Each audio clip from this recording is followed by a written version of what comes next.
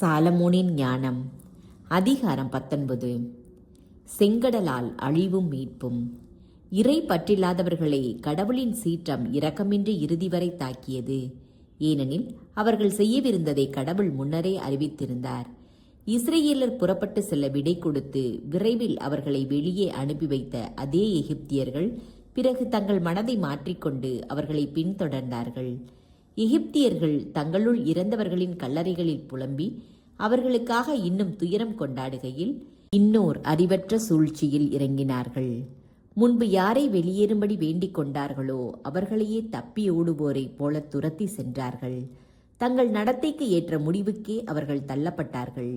ஆனால் இதற்கு முன் நடந்தவற்றை எல்லாம் அவர்கள் மறந்து விட்டார்கள்.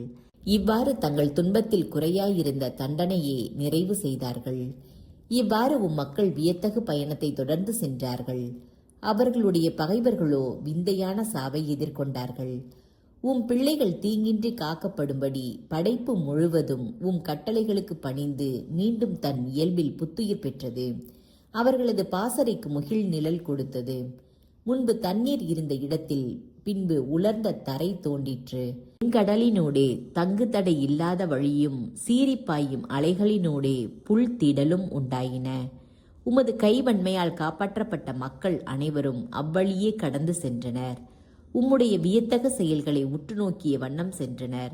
குதிரைகளைப் போல குதித்து கொண்டும் ஆட்டுக்குட்டிகளைப் போல துள்ளிக்கொண்டும் தங்களை விடுவித்த ஆண்டவராகிய உம்மை புகழ்ந்து கொண்டே சென்றனர். இயற்கையில் ஏற்பட்ட மாற்றம்.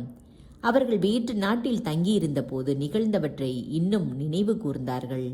விலங்குகளுக்கு மாறாக நிலம் கொசுக்களை தோற்றுவித்ததையும் மீன்களுக்கு மாறாக தவளை கூட்டங்களை ஆறு உமிழ்ந்ததையும் அவர்கள் இன்னும் நினைவில் வைத்திருந்தார்கள்.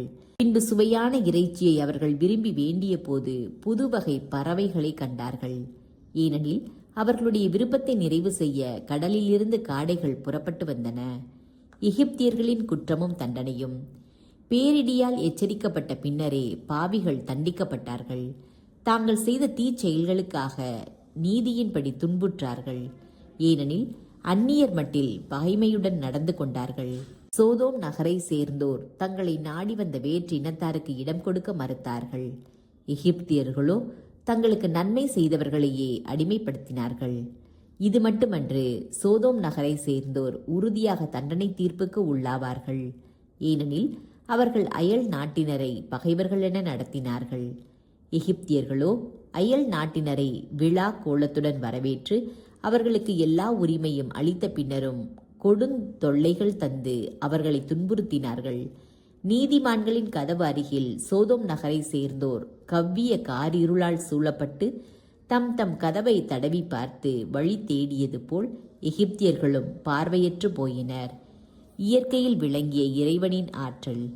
யாழின் சுருதிகள் மாறாமலே இருந்து கொண்டு பண்ணின் இயல்பை மாற்றி அமைப்பது போல் இயற்கையின் ஆற்றல்களும் செயல்படுகின்றன. நிகழ்ந்தவற்றை கண்டு இந்த உண்மையை தெளிவாக அறிந்து கொள்ளலாம். நிலத்தில் வாழும் விலங்குகள் நீரில் வாழும் விலங்குகளாக மாறின. நீந்தி திரியும் உயிரினங்கள் நிலத்திற்கு ஏறி வந்தன. நீரின் நடுவிலும் நெருப்பு தன் இயல்பான ஆற்றலை கொண்டிருந்தது. நீரும் தன் அவிக்கும் இயல்பை மறந்துவிட்டது.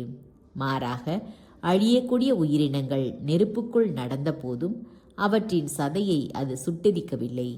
பனிக்கட்டி போல் எளிதில் உருகும் தன்மை கொண்ட அந்த விண்ணக உணவையும் உருக்கவில்லை.